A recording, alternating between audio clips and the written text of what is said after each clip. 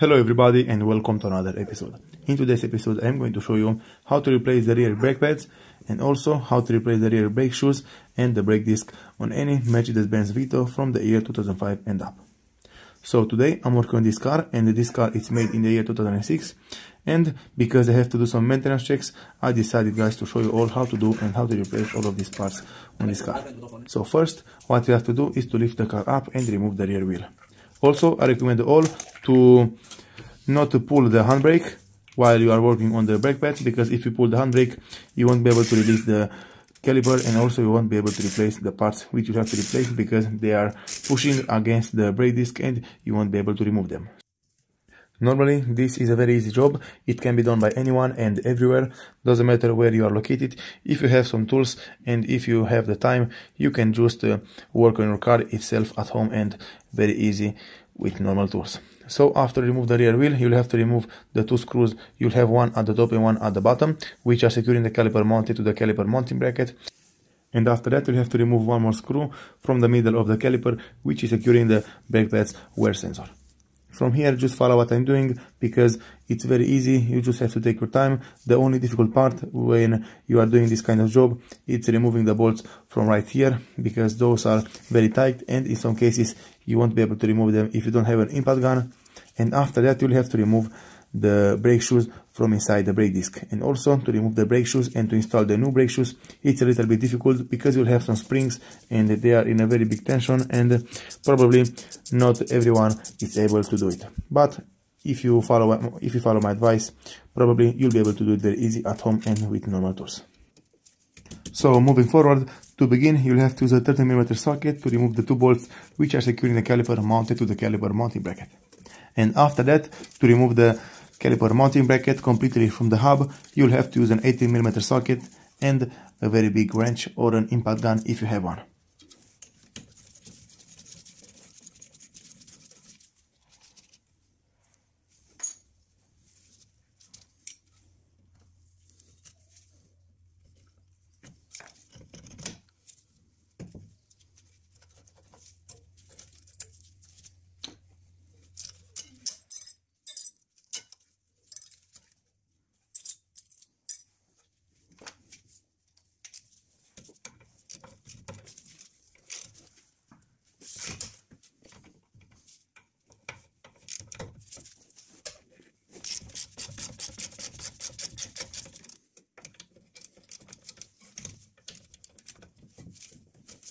Also, when you are working with any kind of caliper, it's not recommended to let the caliper hang on the brake line, because due to the heavy weight of the caliper, it can break the brake line, and in some cases you'll have even more problems than you had earlier. So my recommendation is to not let it hang on the brake line, but as you can see in this video, I just did the opposite, but I'm doing this on my own risk, so just take that in mind.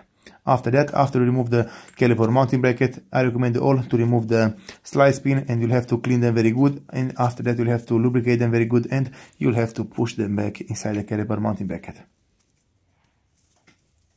After that, as you can see, you'll have to use a Torx 30 or an M8 to remove the little bolt which is securing the brake disc to the hub, and after that you'll have to release the parking brake like I told you earlier, to have access to the brake shoes and to have access to remove the brake disc very easy. As you can see, those are the brake shoes on this car. This is the parking brake, so this is what is holding the car when you are pushing the parking brake. And as you can see, the brake shoes are completely worn out because you can see the metal part. Normally this metal part is covered with a special material which is holding the car, so a special material for braking, but as you can see, this is the bare metal. Moving forward, to remove these parking brake shoes, what you have to do is to remove the two springs which are securing them mounted to the hub. So you'll have one spring at the top and you'll have another spring at the bottom, and you'll have to use a flat screwdriver or a long set of pliers which will help you to push the spring into the interior, and it will release completely the parking brake shoes from the hub. And also, after that, you'll have one spring which is securing the parking brake shoes mounted to the hub. You'll have one spring on each parking brake shoes. So this is the spring. You'll have to use a flat screwdriver to turn it anti-clockwise or clockwise, doesn't matter, until it will come out from its place. And then the only thing which you'll have to do is to separate the parking brake shoes from each other, and you'll have to remove the adjusting screw from the middle, and after that you'll have to remove it completely from the hub. So right here, this is what you have to do. This is the adjusting screw, and also I recommend all to use some sort of grease and lubricate it just a little bit, because in this way you will know for sure that it will work properly when it's mounted on the car. And as you can see, this is how to remove the parking brake shoes on the car. From here, I recommend all to take a wire brush and clean the area very good, because you don't want to have any debris in there, because if everything is stuck, it will not work properly when you are going to mount everything back on the car. So I recommend all to clean it very good and use some brake cleaner and spray it over the parts, and from there you can go ahead and mount the rest of the parts back on the car.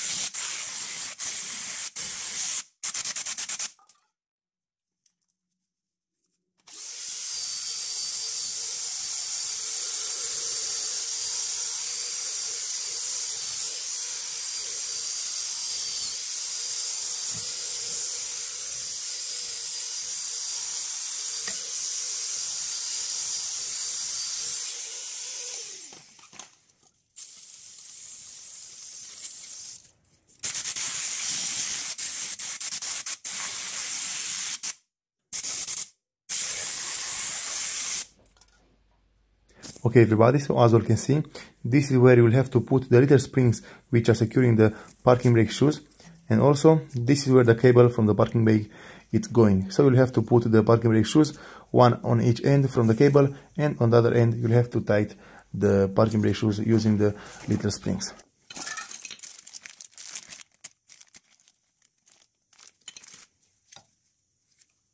Also, make sure you install the parking brake shoes into the correct position, because you'll have only one way to put it on the end, and the other way you'll have to put the adjusting screw.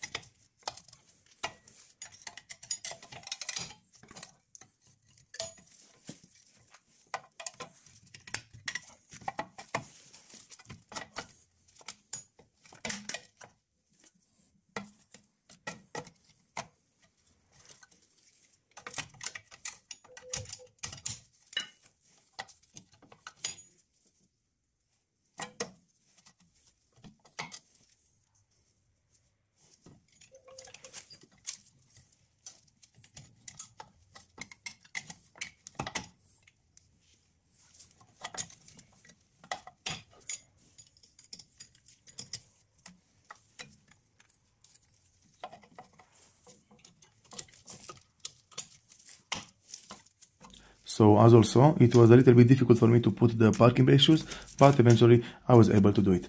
And this is how it's looking. This is how you'll have to put the springs, and also this is how the parking brake shoes are grabbing and are touching the cable from the parking brake. So this is the correct position, and as you can see from behind it, this is how the little springs will be grabbing from the dust protection from the disc. After that, what you have to do is to put the little spring from the top, and you have to put the adjusting screw, and after that you are done. You'll have to put the brake disc, and you'll have to assemble the rest of the parts back on the car.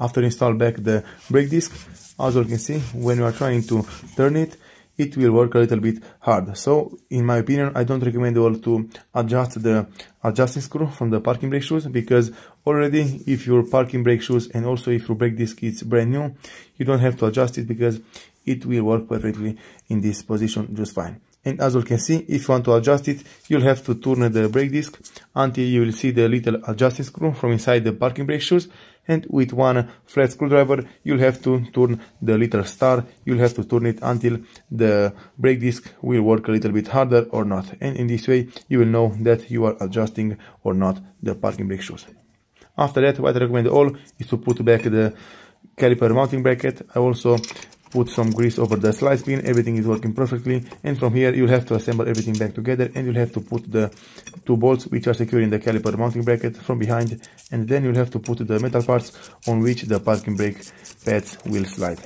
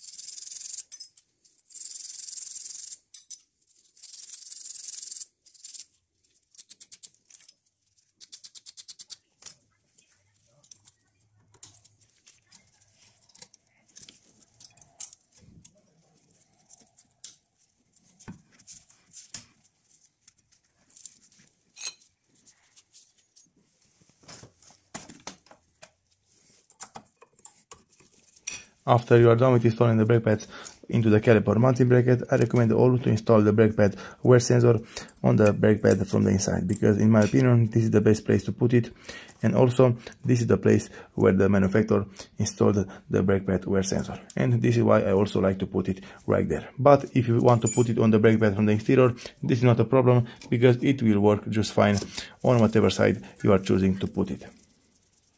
And after that, what I recommend all to do is to buy a special press which will help you to push the piston back inside the caliper, because in some cases you will be able to push it using your hand if you are strong enough, but in some cases the piston can be blocked and you'll have to use a special press like this one which will help you to push it back inside the caliper. And this is why I recommend all to buy it, because it's not so expensive and you'll find it on Amazon or on any auto parts store. After that, after you are ready to assemble everything back on the car, I recommend all to clean the caliper very good and also use some brake cleaner to clean it. And after that you can go ahead and assemble the parts over the caliper mounting bracket, and you have to tighten the screws until you feel a little bit of resistance, but don't over tighten them, because in some cases you can destroy the shreds.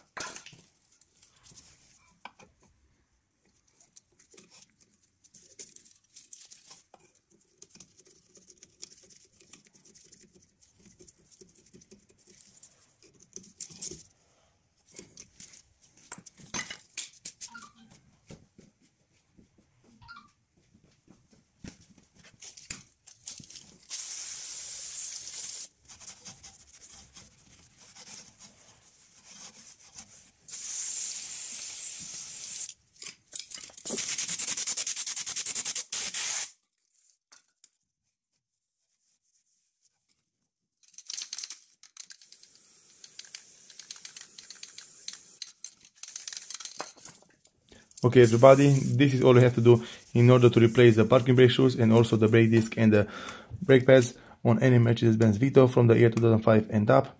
Thank you all for watching. If you like this video and found it informative, please leave a like and a comment down below. See you next time.